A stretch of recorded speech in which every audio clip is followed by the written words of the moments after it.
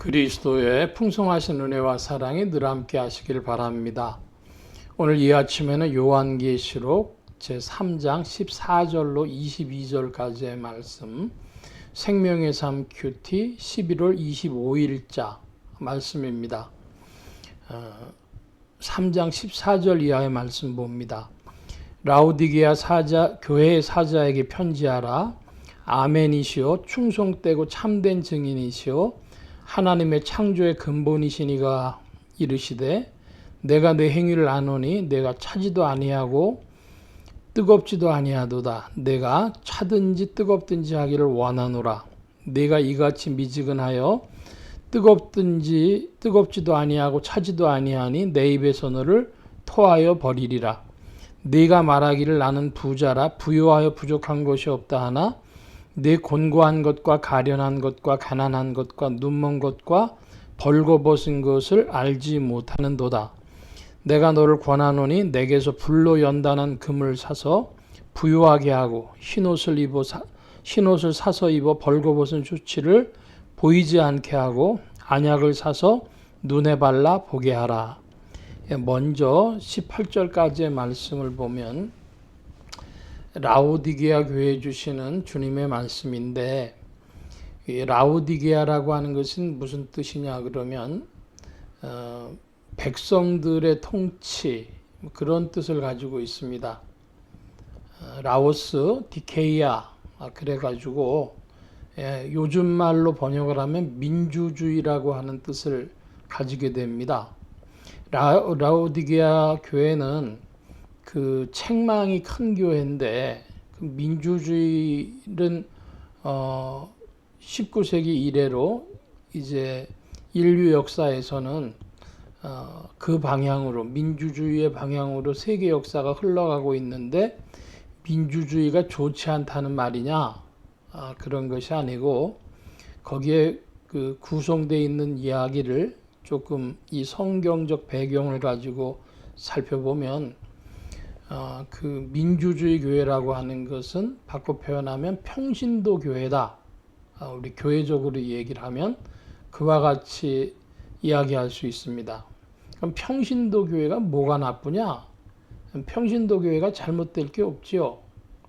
근데 문제는 뭐냐면 그렇게 되어졌을 때 안 되는 일이 많이 있습니다.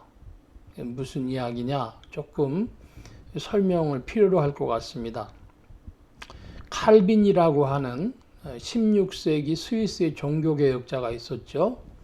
제네바에서 종교개혁을 하는데 이분이 종교개혁을 하면서 제네바라고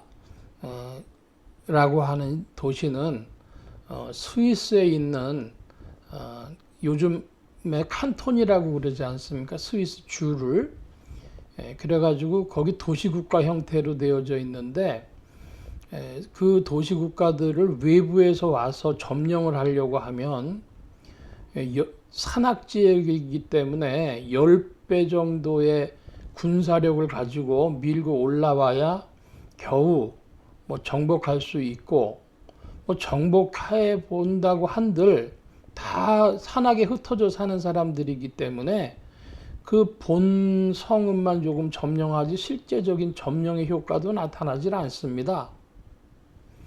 그런데 그렇게 그 종교개혁 시기 16세기에 이르러 가지고는 그러니까 스위스가 종교개혁을 펼치기에 굉장히 유리한 조건이었는데 왜냐하면 평지로 돼 있는 큰 국가들은 반란으로 규정을 하고 전쟁으로 그 폭력으로 군대로 제압을 하기 때문에 종교개혁이 금방 제압당할 수 있지만은 그러나 스위스 같은 데는 산악지역에 성읍으로 되어져 있기 때문에 그 도시국가 형태로 이렇게 행정력이 주어져 있어서 이 사람들이 제네바는 이제 우리는 종교개혁이요. 그러면 카톨릭이나 이런 쪽에서 와가지고 제압을 할 수가 없습니다.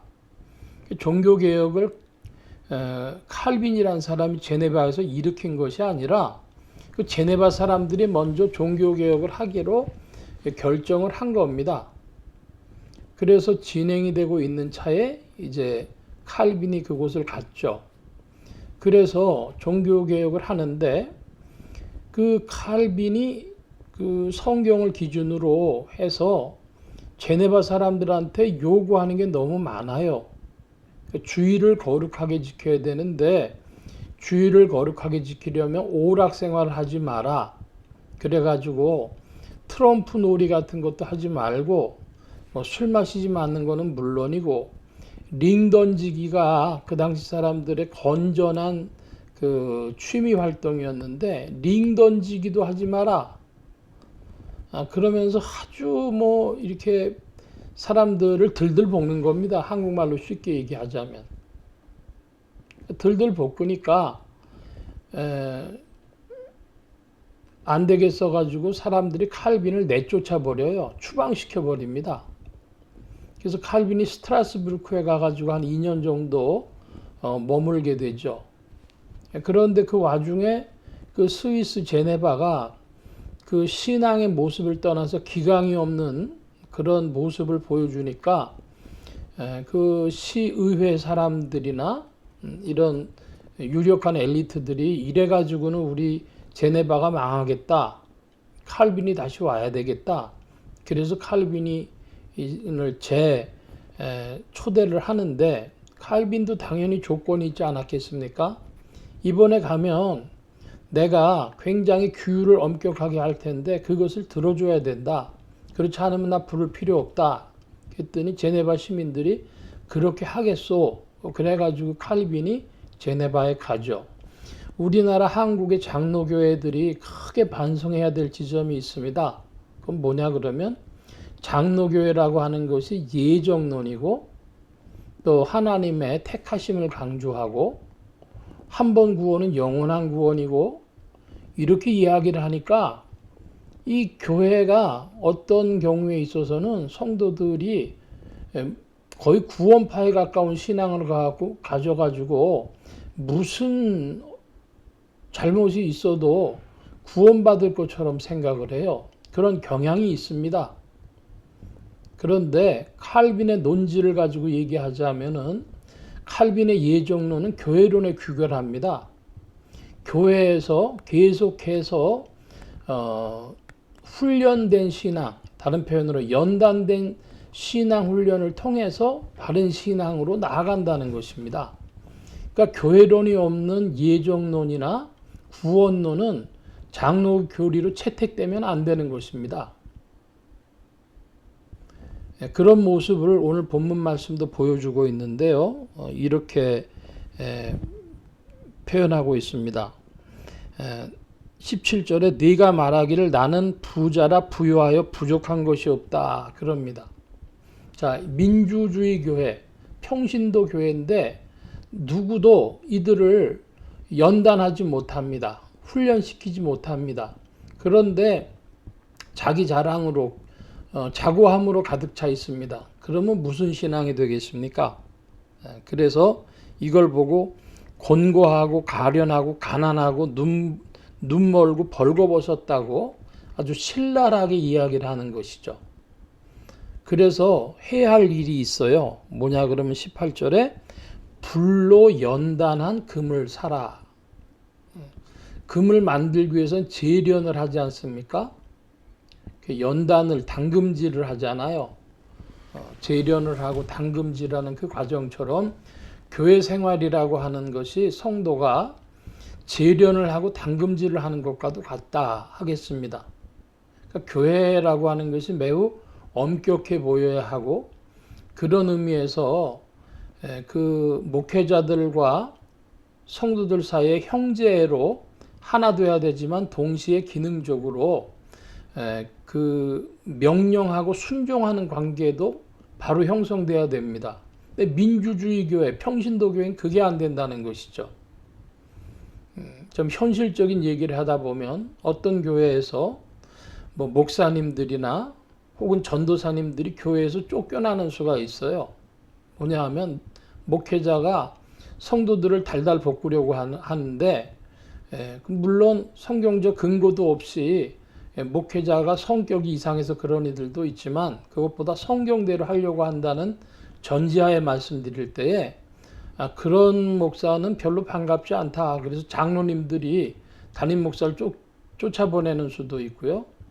예를 들면은 무슨 초등부, 중고등부, 대학부 이럴 때 온 전도사님이나 부목사님들이 성경대로 하려고 하다가 아이들한테 달란트 잔치나 해주고 그러지 뭘 그렇게 엄격하게 하려고 하냐고 쫓겨나는 수도 많이 있습니다. 그러니까 불로 연단한 금을 주는 교회인가, 그것이 교회의 기준돼야 된다는 것입니다. 신앙생활, 교회 생활은 그것이 주요 기준이다. 이것을 기억해야 되겠습니다. 19절 이하입니다. 물은 내가 사랑하는 자를 책망하여 징계하노니 그러므로 내가 열심을 내라 회개하라. 볼지어다 내가 문 밖에 서서 두드리노니 누구든지 내 음성을 듣고 문을 열면 내가 그에게로 들어가 그와 더불어 먹고 그는 나와 더불어 먹으리라. 이기는 그에게는 내가 내 보좌에 함께 앉게 하여 주기를 내가 이기고 아버지 보좌에 함께 앉은 것과 같이 하리라. 귀 있는 자는 성령이 교회들에게 하시는 말씀을 들을지어다. 19절 말씀에 보면은 사랑하는 자이기 때문에 책망하여 징계한다. 이런 말씀을 하십니다. 하나님과 인생들의 관계,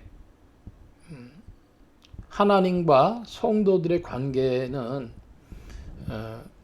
축복과 또한 연단과 징계와 저주 이 네 가지의 통로를 가지고 찾아옵니다. 하나님과의 관계성이 네 가지 통로를 가지고 찾아오는데 불신자에게는 네 가지 통로요, 신자에게는 세 가지 통로입니다. 왜 차이가 나냐? 신자에게는 저주가 없어요. 사랑받는 존재이기 때문에 저주가 없습니다. 그러나 신자에게도 무엇이 있습니까? 축복만 있으면 좋은데 징계와 연단이 있습니다. 연단부터 말씀드리면 연단은 무슨 잘못이 있어서 되어지는 것이 아니라 훈련시키는 것이죠. 그런데 징계는 뭐냐? 책망은 징계에 포함되어지는 것인데 징계한다는 건 잘못한 것을 교정하기 위해서 그런 것입니다. 요즘에 헬스장을 많이 다니시는 분들이 있는데 헬스장 가서 매우 힘들게 헬스 운동을 하죠. 그게 무슨 잘못이 있어서 그런 게 아니라 자신을 튼튼하게 만들기 위해서 그런 것처럼 연단하시는 것은 하나님께서 우리의 신앙이 강건하도록 성장하도록 운동선수들이 미리 이렇게 준비해 놓은 것 같은 그런 것이요. 또한 징계라고 하는 것은 잘못에 관한 것이기 때문에 축복과 연단과 징계는 성도들에게 주어지고 불신자들에게는 모두 찾아가냐 하나의 통로가 더 열리는데 저주가 피할 길이 없는 것이죠. 자, 이 말씀을 먼저 드립니다. 사랑하는 자들을 책망하여 징계하노니 그러므로 내가 열심을 내라 회개하라. 성도들의 마음속에 촉구하시는 것이 있는데 열심을 내라 회개하라. 어떤 구원파와 같은 이들은 회개를 부정합니다. 하나님이 구원하셨기 때문에 더 이상 죄가 없기 때문에 회개할 것이 없다. 회개하면 믿음 없는 자다. 이런 식의 얘기를 하죠. 그것이 비성경적인 것입니다. 주님은 말씀하십니다. 회개하라. 그리고 열심을 내라. 이렇게 말씀하십니다. 우리가 열심을 낼 수 없다면 주님은 이런 명령 안 하셨을 겁니다. 우리가 열심을 낼 수 있기 때문에 각자 자기의 최선을 다할 수 있기 때문에 힘을 낼 여지가 있기 때문에 말씀하시는 것이죠. 그러므로 우리는 무엇이 잘못됐는가도 질문해 봐야 되고 나는 그런 의미에서 최선을 다하고 있는가도 질문해야 될 것입니다. 열심을 내라 회개하라. 이 말씀이 구원파들에 대한 대적의 구절도 되어지고 구원파가 아닐지라도 그와 같은 유형의 유혹들이 많이 현대교회 2020년대 한국교회도 들어와 있는데 물리치는 말씀의 구절이 되길 바랍니다. 열심을 내라 회개하라. 불로 연단한 금을 사는 성도님들 되시기를 축원합니다. 오늘 말씀 여기까지 봅니다. 기도합니다. 만복의 근원 되신 주님 함께해 주셔서 주님의 사랑과 은혜 가운데 전진할 때에 사랑의 음성을 더욱 듣고 주님 안에서 연단과 또한 징계의 말씀을 받을 때에 변화되어지며 성령 안에서 하나님 나라에 더욱 동참하며 전진하는 주의 백성들 되게 하여 주옵소서.